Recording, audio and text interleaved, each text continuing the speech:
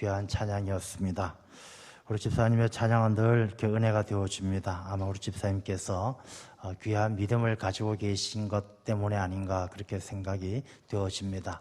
우리 이 집사님께서 주신 은사를 통하여 또 하나님께 귀하게 쓰임 받을 수 있도록 늘 기도해 주시기를 바랍니다. 할렐루야. 하나님의 크신 은혜와 사랑이 우리 모든 성도님들을 지켜주시고 강건하게 하실 줄로 믿습니다. 우리 호국 보훈의 달을 맞이했고 우리 어제는 현충일이었습니다. 호국 보훈의 달 또 현충일 우리 이렇게 맞이하면서 다시 한번 나라를 생각하게 되어집니다. 오늘날의 대한민국을 지키기 위해서 얼마나 많은 사람들이 이 땅에 피를 뿌렸겠습니까? 수많은 순국 선열들이 있고 또 오늘 이 자리에도 많은 분들이 또 국가 유공자들도 계신데 나라를 지키기 위해서 희생하시고 헌신하신 분들 수고와 또 그들의 희생에 다시 한번 감사를 드리고 오늘날의 대한민국을 우리가 더욱더 아름다운 나라, 하나님이 기뻐하시는 나라로 잘 지켜가야 될 줄로 믿습니다. 근데 안타깝게도 우리 대한민국이 온 세계가 마찬가지입니다만은 한 번도 경험하지 못했던 그런 일들을 겪고 있습니다. 우리 이 자리에 계신 분들 모두 국가재난지원금을 아마 대부분 받으셨을 것이라고 생각이 되어지는데 살아생전에 이런 일이 어떻게 또 있을 수 있겠습니까? 한 번도 경험해 보지 못한 그런 일들을 경험하게 되는 것이죠. 학생들이 학교를 가지 못하는 것 우리가 경험해 보지 못한 일입니다. 교회가 하나님 앞에 예배를 드리지 못하는 것 우리 대한민국 한국교회는 6.25 전쟁 때도 일제 때에도 예배를 드렸는데 온전하게 예배를 드리지 못하는 것 한 번도 경험해 보지 못한 그런 일들을 우리가 경험을 하고 있습니다. 우리 이러한 때에 우리가 앞으로 어떻게 일이 되어질지 모르는 불확실한 가운데 살아가는 이 시대 우리는 더욱더 하나님의 말씀 가운데에서 우리가 가야 할 길을 찾고 우리가 들어야 될 음성은 세상 사람들의 이야기가 아니라 하나님의 음성을 들어야 될 줄로 믿습니다. 우리 기독교인들에겐 나라가 두 개의 나라가 있습니다. 하나는 우리가 영원히 살 하나님의 나라가 있고 또 하나는 우리가 발을 딛고 사는 우리의 조국 대한민국이 있는 것이죠. 우리가 하나님 나라를 잘 섬기는 사람들은 이 땅에서 우리의 조국의 소중함도 잘 깨달아 알고 이 땅을 사랑해야 되는 것이죠. 우리가 그런 말이 있지 않습니까? 기독교에는 국경이 없지만 기독교인에겐 조국이 있다. 기독교는 온 세상 국경을 초월해서 복음이 전해져야 하지만 그 복음을 영접한 사람들은 조국을 소중하게 생각하고 조국을 귀하게 여겨야 한다는 것입니다. 성경 말씀에도 모세도 민족이 고통받을 때 하나님 앞에 기도하지 않습니까? 하나님 차라리 내 이름을 생명책에서 지울지라도 이 민족을 구원해 주시옵소서 그렇게 기도하지 않습니까? 사도 바울도 그 서신서를 보면 자기 민족에 대한 그런 애정에 아주 곳곳에서 스며나와 자기 민족을 구원하기 위한 그런 사랑의 마음이 담겨져 있는 것을 보게 되는 것입니다. 우리 이 시대를 살아가는 한 번도 경험해 보지 못했던 이런 세상을 살아가는 우리 그리스도인들이 우리의 조국을 가슴에 품고 우리의 민족을 마음에 품고 구원받는 나라, 구원받는 백성이 되기 위해 우리가 더욱더 기도하고 힘써야 될 줄로 믿습니다. 오늘 이 본문의 말씀은 위기를 당한 나라 가운데 우리가 어떻게 해야 되는가를 말씀해 주셔요. 오늘 이 본문의 말씀은 이사야가 이제 하나님께서 이사야를 통해서 선포하신 말씀인데 이 하나님께서 아주 급박한 절박한 마음으로 이사야를 통해서 말씀을 하셔요. 오늘 1절 말씀에 도움을 구하러 애굽으로 내려가는 자들은 화 있을진저 이렇게 말씀하시는데 이 화 있을진저란 말씀이 앞에 30장에도 나오고 29장에도 나오고 계속 반복해서 나오는 5번째 나오는 말씀이에요. 그러니까 하나님께서 이사야를 통해서 이렇게 말씀하실 때는 아주 절박하고 간절한 마음으로 이사야를 통해서 말씀을 하고 계시는 것이죠.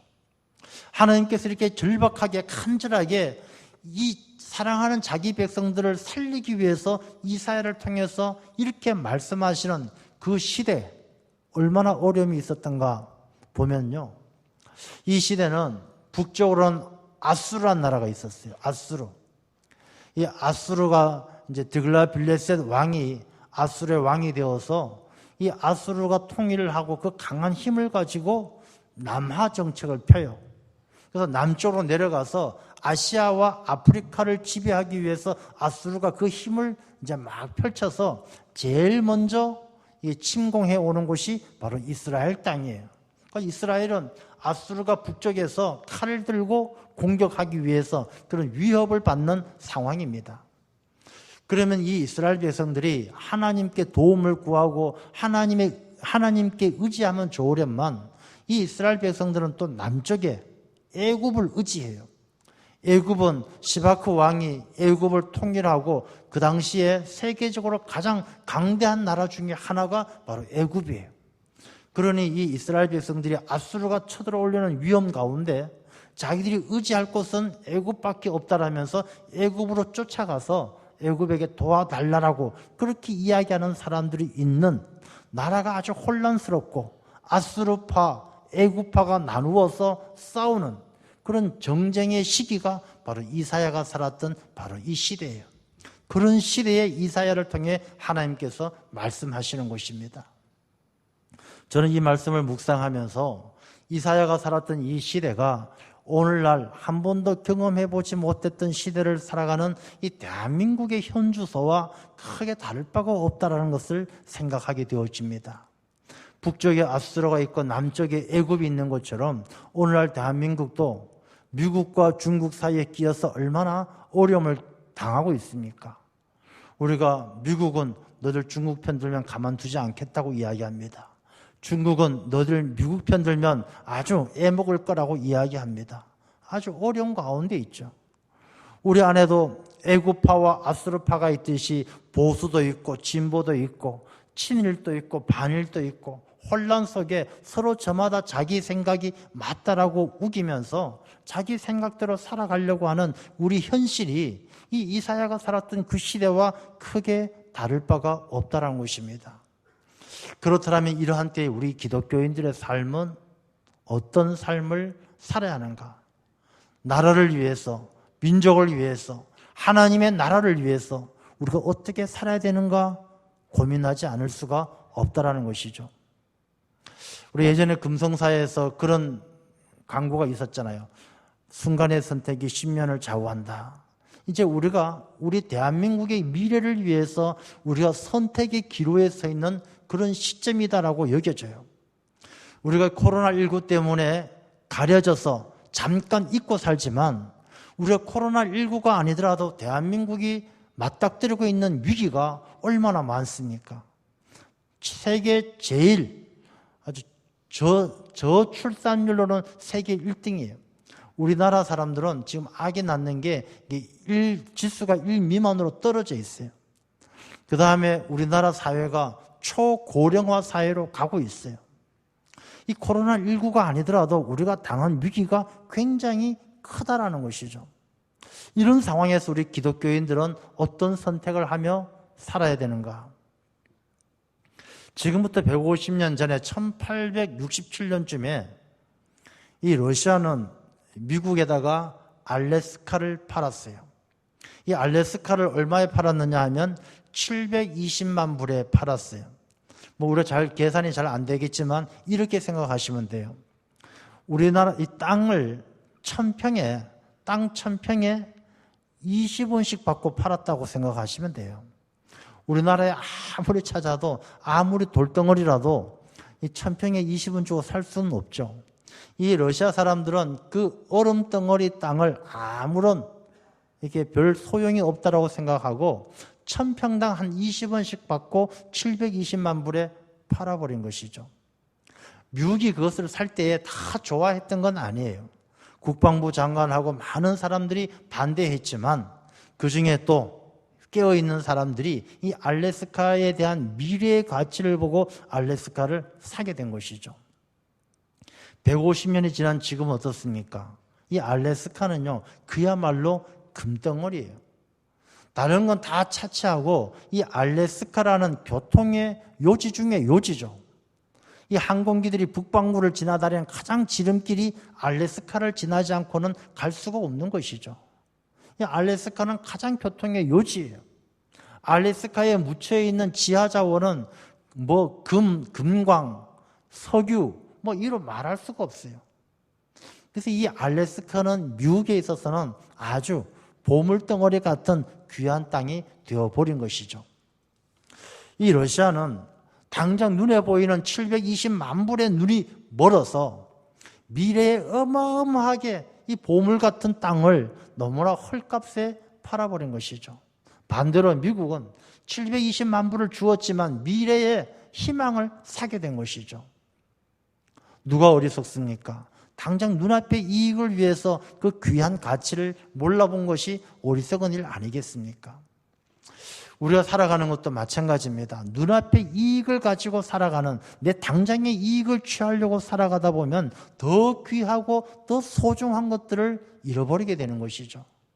우리 그리스도인들은 정말로 소중한 게 무엇인지, 내가 이 나라, 조국, 대한민국을 위해서 어떻게 살아야 되는 것인지, 하나님 나라를 위해서 무엇을 해야 하는지, 내 눈앞에 이익을 취하는 것이 아니라 정말로 보물덩어리 같이 숨겨진 보배로운 하나님의 뜻을 알고 하나님께서 기뻐하시는 삶의 길을 선택할 수 있는 그런 지혜가 우리에게 있어야 할 줄로 믿습니다. 세상의 사람들은 선택할 때 뭘 가장 귀한 가치로 보느냐? 두 가지죠. 돈과 권력입니다.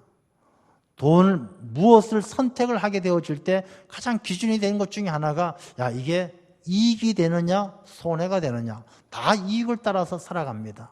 이걸 우리가 세속주의다라고도 이야기하죠. 이 세속주의가 교회 안에 들어와서도 무슨 일이든지 돈으로 가지고 판단하는 경우들이 가끔씩 있는 것을 봐요.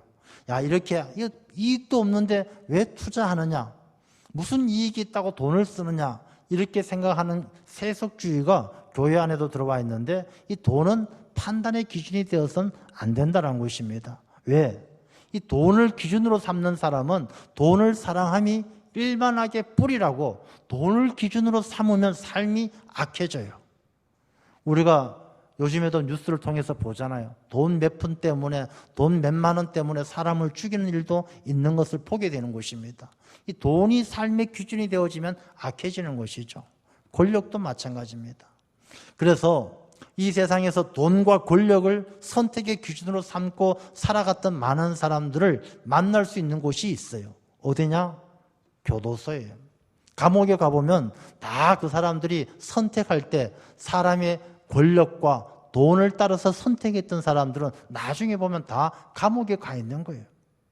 왜? 돈을 사랑하는 것이, 권력을 사랑하는 것이 악의 뿌리가 되니까. 성경 말씀에도 그 선택을 잘못해서 어긋난 길로 간 사람들이 얼마나 많습니까? 야곱과 에서는요, 이 귀한 장자권을 팥죽 한 그릇에 팔아버렸어요. 눈에 보이는 팥죽 한 그릇, 붉은 죽 한 그릇이 하나님께서 자기에게 주신 축복의 권한보다도, 축복권보다도 더 좋아 보여서 자기 배고픈 걸 채우기 위해서 팥죽 한 그릇에 장자권을 팔아버렸을 때 에서의 삶이 얼마나 비참해집니까? 빌라도는 자기의 권력을 지키기 위해서 예수 그리스도가 죄가 없다는 걸 알면서도 십자가에 못 박히게 내어주었어요. 빌라도의 말로가 얼마나 비참해졌습니까? 우리의 선택이 권력이냐 돈이냐, 그것은 멸망의 길로 가는 것이고, 우리가 하나님께서 예비해 놓으신, 하나님께서 이끌어 가시는 그 길로 갈 때 그 길이 생명의 길이고 살 길이 될 줄로 믿습니다. 콧뚜레라는 것이 있어요. 콧뚜레가 이 소들 코를 어느 정도 크면 코에 구멍을 뚫어서 이게 딱 내가지고 이제 멍에를 걸어서 끌고 다닐 수 있도록 코를 뚫는 것이죠.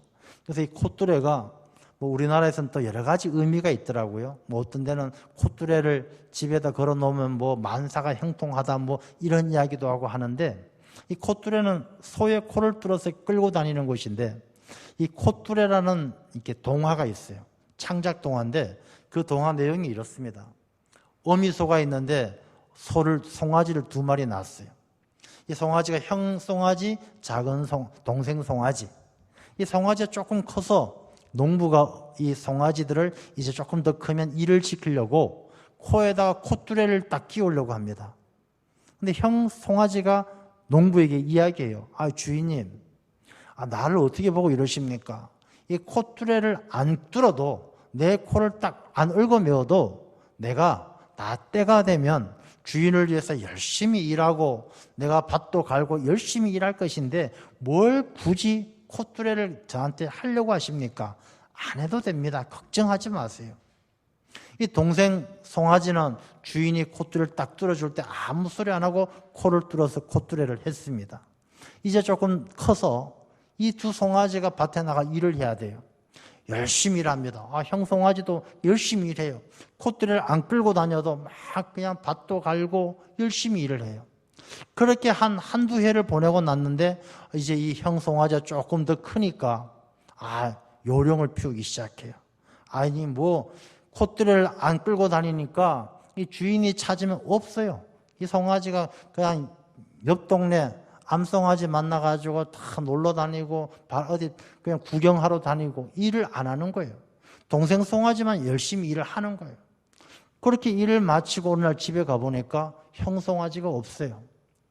농부에게 물어보죠. 주인님, 우리 형 송아지 어디 갔습니까? 너네 형 말 안 들어서 도살장에 보냈다. 이렇게 이야기를 하는 것이죠. 이 동화가 우리에게 교훈해 주는 것이 무엇이냐면, 우리가 살아갈 때 콧뚜레처럼 딱 얽어매서 끌고 다니는 것이 얼마나 불편하고 힘든 일입니까? 그런데 결국은 그 콧뚜레 때문에 사는 것이다라는 것을 우리에게 교훈해 주는 것이죠. 우리가 이번 코로나19를 통해서 마스크를 쓰고 여러 가지 불편한 일들이 많지만 그 불편함 때문에 우리가 이 질병으로부터 보호받고 있는 것과 똑같은 것이죠. 우리 인생도 마찬가지입니다. 여러분, 주일날 예배당에 와서 예배 드리는 것, 그게 쉽지 않은 일이죠. 친구들하고 놀기도 해야 되고 날씨도 좋은데 여행도 가야 되고, 그러나 콧뚜레에 딱 끼어서 이 예배당에 오는 것처럼 하나님의 말씀에 꿰어서 하나님을 의지하는 믿음에 붙들려서 이 예배 드리는 것이 결국 우리를 살리는 길이고 도살장으로 가는 멸망의 길을 피하게 하는 하나님의 은혜인 줄로 믿으시기 바랍니다. 그래서 신앙생활은요, 좀 불편해도 잘 해야 되는 거예요. 말씀대로 사는 게 불편해도 그 불편함이 우리의 생명을 살리는 것이다라는 것이 우리가 지혜로 알아야 되는 것이죠. 그러므로 우리가 선택의 기로에 설 때에 돈과 권력을 쫓아서 자유, 방종함을 쫓아서 선택하는 것이 아니라 우리가 콧뚜레처럼 좀 매여 있을지라도, 좀 불편할지라도 생명의 길, 하나님께서 인도하시는 그 길을 선택할 수 있는 그런 우리들의 삶이 되어야 할 줄로 믿습니다. 이 이스라엘 백성들은 나라가 이렇게 혼란스럽고 어려울 때에 그 문제를 풀기 위해서 애굽을 쫓아갔어요. 쫓아가서 병거와 마병을 좀 도와주십시오. 이 병거와 마병이 무엇입니까? 세상의 힘이잖아요. 이 아수르가 쳐들어와서 어려움을 당해서 죽게 생겼고 그 위험, 그 문제를 풀어가기 위해서 이 이스라엘 백성의 선택은 세상의 힘, 세상의 권력에 의지하게 되었다라는 것입니다. 신명기에 보면은 사무엘을 통해서 사무엘이 아니라 그 이전에 하나님께서 이스라엘 백성들이 왕을 구할 때 왕을 세우면서 왕에 대한 조건을 이야기한 적이 있어요. 신명기에 하나님께서 너희들이 나중에 왕을 세울 때에 왕은 이런 사람을 세워야 된다라고 말씀하신 내용이 있어요. 그 내용이 어떤 내용이냐면, 첫 번째가 왕은 하나님께서 택하신 자를 세워야 한다. 하나님께서 택하신 자. 두 번째, 병거와 말이 많은 사람을 세워서는 안 된다. 그러니까 세상의 힘과 세상의 권력을 의지하는 사람을 세워서는 안 된다. 그리고 말을 구하기 위해서 애굽으로 돌아가지 말라. 그러니까 출애굽한 이스라엘 백성들이 세상의 힘을 얻기 위해서 다시금 애굽으로 돌아가서는 안 된다는 것이죠. 세 번째, 아내를 많이 두지 마라. 아내를 많이 두지 말라는 것은 결혼을 많이 하지 말라는 의미도 있지만 세상의 쾌락을 따라서 사는 사람은 왕이 되어서는 안 된다는 것이죠. 그 다음에 네 번째는 무엇입니까? 네 번째는 은금을 많이 두지 말라. 돈에 대한 욕심이 있어서는 안 된다는 것입니다. 다섯 번째, 하나님을 경외하고 말씀을, 규례를 잘 지키는 자가 돼야 한다. 이게 왕의 조건이에요. 하나님은 우리에게 왕 같은 제사장이라고 말씀하셨어요. 하나님의 백성들은 왕 같은 제사장. 이 왕 같은 제사장은 왕이 아니라 제사장이죠. 제사장이지만 왕 같은 삶을 살아야 된다는 것이죠. 그러니까 이 모든 하나님의 백성은 왕 같은, 왕처럼 살아가는 제사장이 되어야 되는데 이 이스라엘 백성들은 이 말씀 가운데 병거를 의지하고 말을 의지하고 하나님께서 세우신 왕 같은 제사장이 되지 못했던 것이죠.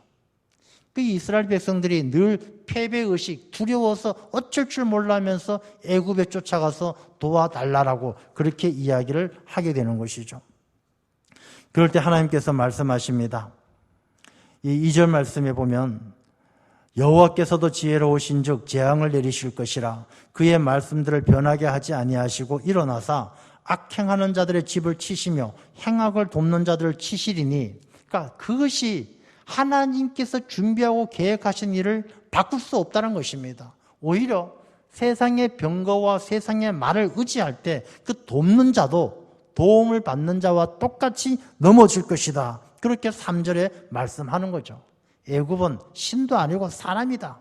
애굽은 영도 아니고 육체다. 넘어질 수밖에 없는 그런 존재를 의지하다가는 애굽이 넘어지듯이 너희들도 다 같이 넘어진다. 세상을 의지하지 말라. 하나님은 그렇게 말씀하셔요. 여러분, 세상의 권력, 세상의 힘이 영원한 게 어디 있습니까? 얼마 전에도 뉴스를 보니까 전두환 씨 동상이 두드려 맞아가지고 깨지고 부서지고, 전두환 씨 옛날에 대통령이 되었을 때는 그야말로 나는 새도 떨어뜨릴 정도였죠. 누가 감히 그 앞에 뭐 아니요라고 누가 말할 수 있었겠습니까? 아무리 세상에 병거와 말이 힘이 있다 할지라도 영원한 게 없고 잠깐 지나가는 것이죠. 그러나 하나님께서 하시는 일은요, 하나라도 변함이 없으셔요. 4절과 5절의 말씀에 보면 사자의 얘기가 나와요.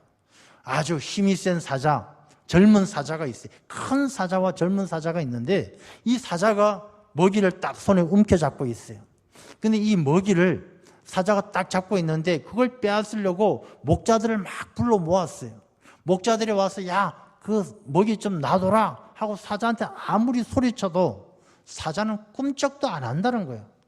이 먹이를 먹든지 이 먹이를 내버리든지 사자가 할 일이지 목자가 와서 말한다고 되는 것이 아니더란 것입니다. 이 사자는요, 하나님이셔요. 이 먹이는 이스라엘 하나님의 백성이에요. 하나님께서 하나님의 백성들을 죽이든 살리든 하나님께서 하실 일이지 세상에 누가 와서, 애굽이 와서, 아수르가 와서 할 수 있는 일이 아니란 것이죠. 이 나라, 이 민족을 살리는 것은 하나님이 하시는 일이지 미국이 하는 일이 아니고 중국이 하는 일이 아니고 일본이 하는 일이 아니라는 것이죠. 이 새가 날개치며 그 새끼를 보호하기 위해서 둥지를 떠나지 않고 보호하는 것이죠. 그래서 5절 말씀 마지막에 보면 그것을 호위하며 건지며 뛰어넘어 구원하리라. 하나님께서 하나님의 백성들은 어떻게 하든지 책임지고 뛰어넘고 보살피고 치고 다듬어서 하나님께서 구원하시는 것이 하나님의 백성이기 때문에 하나님의 백성은 애굽을 의지하지 말고 아수를 의지하지 말고 하나님께 돌아가야 된다는 것입니다. 그래서 6절 말씀에 이야기하십니다. 이스라엘 자손들아 너희는 심히 고역하던 자에게로 돌아오라. 우리의 살 길은 여호와 하나님께로 돌아가야 될 줄로 믿습니다. 하나님께서만이 우리의 삶을, 이 나라를, 대한민국을 하나님께서만이 지키실 수가 있는 것이죠. 8절과 9절의 말씀에 보면 아수르가 쳐들어왔어요. 아수르가 넘어지는데 그 칼은 사람으로 말미암지 않았다고 그랬어요. 사람의 칼이 아니라고 그랬어요. 우리가 살아가면서 아수르처럼 우리의 삶을 침공해오는 수많은 위험들이 얼마나 많습니까? 코로나19도 마찬가지죠. 미국과 중국의 싸움, 고래 싸움에 새우 등 터지는 것처럼 그 가운데 끼어 있어요. 남북의 문제, 일본과의 무역 관계의 문제, 수많은 것들이 아수리의 칼처럼 우리의 삶을 공격해 들어오고 있어요. 이 문제를 해결하는 것이 어디에 있겠습니까? 우리가 미국에 갖다 붙으면 다 해결되어집니까? 북한하고 친하게 지내면 다 해결되어집니까? 일본하고 친하게 지내면 해결되어집니까? 아니라는 것입니다. 세상의 병거와 세상의 말이 아니라 정말로 이 모든 어려움, 이 나라, 이 민족이 살 길은 여호와 하나님께로 돌아가는 길밖에 없는 줄로 믿습니다. 정말로 우리가 하나님께로 돌이켜야 될 때가 되었다라는 것이죠. 블레셋이 쳐들어와서 이스라엘 민족이 다 망하게 생겼어요. 그럴 때 사무엘이 이스라엘 민족에게 뭐라고 이야기합니까? 미스바로 다 올라오라. 미스바로 모이라. 미스바로 모여서 하나님께로 돌아가자. 너희들이 전심으로 하나님께 돌아오려면, 진짜로 하나님께 돌아오려면 사무엘이 이야기합니다. 하나님의 말씀을 대언합니다. 너희들이 섬기는 모든 우상과 아스다롯을 다 버리고 돌아오라. 우리가 하나님께 돌아간다는 것이 예배당에만 나온다고 하나님께 돌아오는 게 아니에요. 세상에서 술집에서 술 먹고 놀다가 예배당에 터벅터벅 걸어온다고 돌아오는 것이 아니라 내가 섬겨왔던 세상의 모든 우상들을 다 버려야 한다는 것이죠. 세상의 우상이라는 게 성황당이고 불상이고 이게 우상의 전부가 아니잖아요. 내 마음에 하나님이 계셔야 될 그 자리에 하나님 대신 차지하고 있던 그 모든 것들이 우상이에요. 하나님보다 자식이 더 좋으면 자식이 우상이 되는 거예요. 하나님보다 돈이 더 좋으면 돈이 우상이 되는 거예요. 하나님보다 친구가 더 좋으면, 하나님보다 술이 더 좋으면 그게 바로 우상이에요. 우리가 하나님께 돌아간다는 것은 내 삶의 가장 우선순위가 하나님이 되는 것이고 다른 모든 우상을 다 버리라는 것이죠. 그 다음에 하나님 앞에 전심으로 돌아올 때 하나님 앞에 물을 갖다 붓고 회개하라고 그랬어요. 물을 갖다 붓는, 미스바 광장에 모이는 이스라엘 백성이 물을 붓는다는 것은 자기 마음을 다 하나님 앞에 쏟아 놓으라는 것이죠. 왜 회개가 안 되겠습니까? 왜 회개의 영이 있어야 되겠습니까? 이 시대를 살아가는 많은 기독교인들이 회개가 안 된다고 이야기합니다. 회개하고 싶어도 회개가 안 된다고 이야기해요. 왜 그러겠습니까? 우리의 마음을 쏟아붓지를 못하는 거예요. 양동이의 물을 하나님 앞에 다 쏟아붓는 것처럼 내 마음에 있는 모든 더럽고 병들고 상한 마음들을 하나님 앞에 다 쏟아부어야 되는데 그 쏟아붓지를 못하니까 우리가 회개의 영이 역사하지 않는 거예요. 하나님께로 돌아간다는 것은 내 마음을 다 쏟아붓는 거예요. 적당히 기도하고 적당히 봉사하고 적당히 친하게 지내고 그게 아니란 것이죠. 마음을 쏟아부어야 된다는 것입니다. 세 번째 돌아오기 위해서는 금식하고 그랬어요. 금식하고. 이 금식이라는 것은 더 이상 자기의 육신을 위해서 애쓰지 말라는 것이죠. 금식은 밥 한 끼 안 먹는 것이 금식이 아니라 자기의 육신을 위해서 도모하는 일들을 멈추라는 것이죠. 하나님이 기뻐하는 금식은 밥을 안 먹는 것이 아니라 이 세상의 메인 이 멍에에서 노임받고 우리가 하나님께서 기뻐하시는 굶주림자를 도와주고 나그네를 도와주고 그게 하나님이 기뻐하시는 금식이라고 그랬어요. 그게 무슨 의미입니까? 하나님이 기뻐하시는 금식은 내가 밥을 안 먹는 것이 아니라 이 먹는 것은 육신을 위해서 도모하는 일이지만 육신을 위해서 도모하는 일을 멈추고 하나님이 기뻐하는 일에 힘쓰는 것이 바로 하나님이 기뻐하는 금식이라고 그랬어요.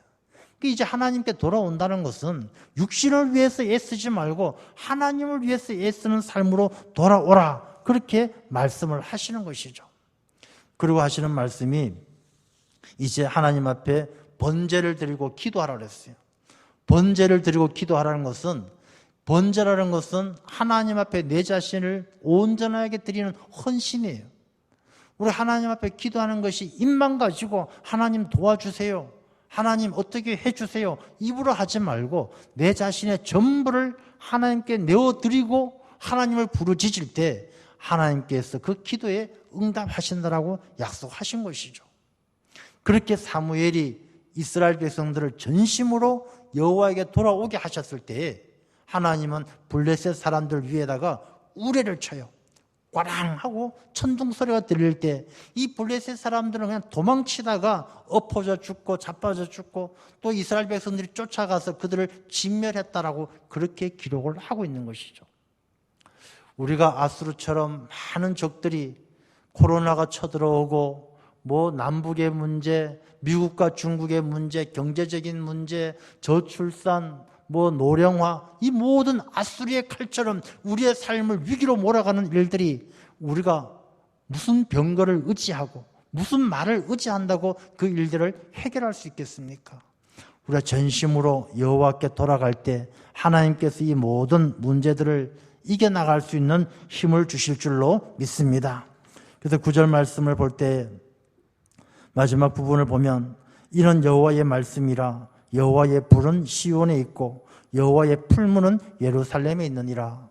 여호와 하나님께서 모든 대적들을 물리칠 수 있는 그 불과 풀무는 시온에 있고 예루살렘에 있어요. 시온이 어디고 예루살렘이 어디입니까? 시온과 예루살렘은 신앙 공동체, 하나님의 백성들이 모여 하나님께 예배하는 곳이 바로 시온이고 예루살렘이에요. 그 모든 여호와 하나님께서 세상을 이기시게 하는 그 힘은 우리 모든 하나님의 자녀된 우리들로부터 시작되어져야 한다는 것이죠. 교회가 살아야 나라가 살게 될 줄로 믿습니다.